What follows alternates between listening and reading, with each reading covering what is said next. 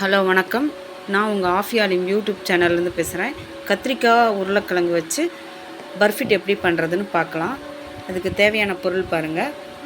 கடலைப்பருப்பு ஒரு அரை டம்ளர், உருளைக்கிழங்கு, கத்திரிக்காய், தக்காளி, வெங்காயம், கருவேப்பிலை, கொத்தமல்லி தழை, கடுகு தாளிக்க. கடலைப்பருப்பு அரை டம்ளர் எடுத்துக்கோங்க. அதை கழுவிட்டு குக்கரில் வேக போட்டுடலாம். இப்போ தண்ணி வந்து ஒரு சின்ன டம்ளரில் ஒரு 3 டம்ளர் அளவு தண்ணி வச்சுருக்கிறேன். இந்த பருப்பை கழுவி இப்போ குக்கரில் போட்டு விசில் விட்டுறலாம். ஒரு 4-5 விசில் வரட்டும். ஒரு 3/4 வேக்காடு வெந்தால் போதும் பருப்பு. இப்போ குக்கரில் போட்டுக்கலாம். போட்டு விசில் விட்டுறலாம். எனக்கு ஒரு கையிலே பிடிச்சிட்டு மொபைலை வச்சுட்டு எடுக்கிறதுனால கொஞ்சம் சிரமமாக இருக்குது. பாருங்கள், மஞ்சத்தூள் ஒரு ஸ்பூன் போட்டுக்கோங்க, சின்ன ஸ்பூனில். குக்கர் மூடி போட்டு விசில் போட்டுடலாம். இப்போ 4 விசில் வரட்டும். அதுக்குள்ளே நம்ம வந்து உருளைக்கிழங்கு தோல் சீவிடலாம். தோல் சீவி எல்லாம் ரெடி பண்ணி வச்சுக்கலாம். பாருங்கள், தோல் சீவியாச்சு. இப்போ வந்து பொடி பொடியாக கட் பண்ணிக்கலாம். ரொம்ப பொடியெல்லாம், நார்மலாக கொஞ்சம் பெருசாக அப்படியே கட் பண்ணிக்கலாம். குக்கர் விசில் வந்து ஆஃப் பண்ணிவிட்டேன். இப்போ பாருங்கள், குக்கர் விசில் அடங்கினதும் இப்போ பாருங்கள், பருப்பு பாருங்கள் 3/4 பதத்துக்கு வெந்துருச்சு. இப்போ இந்த டைமில் அடுப்பை ஆன் பண்ணிவிட்டு திரும்ப கத்திரிக்காயை நீங்கள் எந்த சைஸில் வேணாலும் கட் பண்ணலாம். ஆனால் கட் பண்ணி தண்ணியில் தான் ஃபஸ்ட்டு போடணும். ஏற்கனவே கத்திரிக்காவை நான் கழுவி தான் வச்சுருக்கிறேன். இப்போ பாருங்கள், கட் பண்ணி நான் தண்ணியில் போடுறேன். தண்ணியில் போட்டு அப்படியே ஒரு அலசிட்டு எடுத்து நீங்கள் அந்த பருப்பில் போட்டுருங்க. இப்போ பருப்பில் போட்டிங்கன்னா இப்போ உருளைக்கிழங்கு வச்சுருக்கீங்களா கட் பண்ணி, அதையும் பருப்பில் போட்டுருங்க. அடுத்ததாக தக்காளி வந்து பொடி பொடியாக கட் பண்ணி, அதுவும் பெருசாகவும் போடலாம், நீங்கள் சின்னதாகவும் போடலாம், எப்படி வேணாலும் நீங்கள் கட் பண்ணி போடலாம்.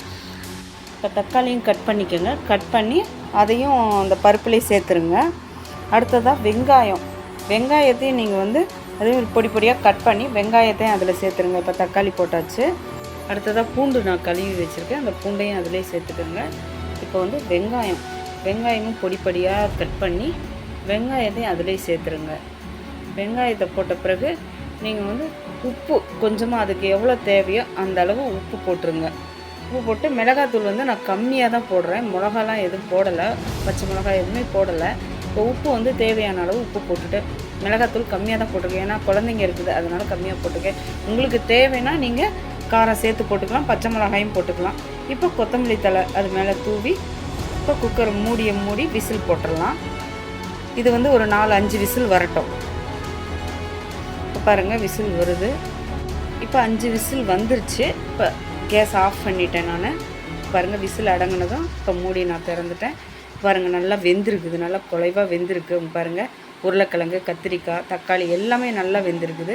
அப்படியே அந்த கரண்டியிலே மசிச்சிரும். இருந்தாலும் அந்த உருளைக்கிழங்கு மசிக்கிற இதில் அப்படியே கொஞ்சம் அழுத்தி கொடுத்தீங்கன்னா நல்லா மசிஞ்சு வந்துருச்சு. பாருங்கள், கொஞ்சமாக தண்ணி விட்டு, ரொம்ப கெட்டியாக இருக்குது, கொஞ்சமாக தண்ணி விட்டு நல்லா கலக்கி அந்த கரண்டியிலே கொஞ்சமாக இது பண்ணலாம், நசுக்கி விடலாம். இது தாளிக்கிறதுக்கு வெங்காயம், கருவேப்பிலை எடுத்து வச்சுருக்கேன். கொஞ்சமாக வடை சட்டியில் எண்ணெய் ஊற்றிருக்கேன். பாருங்கள், கடுகு போட்டுக்கோங்க. கடுகு பொரிஞ்சதும் கருவேப்பிலை, கொஞ்சமாக ஜீரகம், வரமிளகாய் இருந்துச்சுன்னா 1-2 கிள்ளி போட்டுக்கோங்க நீங்கள். இப்போ அதையும் நல்லா வதக்கிட்டு இப்போ வெங்காயம் கட் பண்ணி வச்சுருக்க வெங்காயத்தை போட்டு நல்லா வதக்கிடுங்க. அதையும் இது வந்து நீங்கள் வந்து சூடான சாப்பாட்டில் நெய் போட்டு சுட சாப்பிட்டிங்கன்னா சூப்பராக இருக்கும் சாப்பிட்றதுக்கு.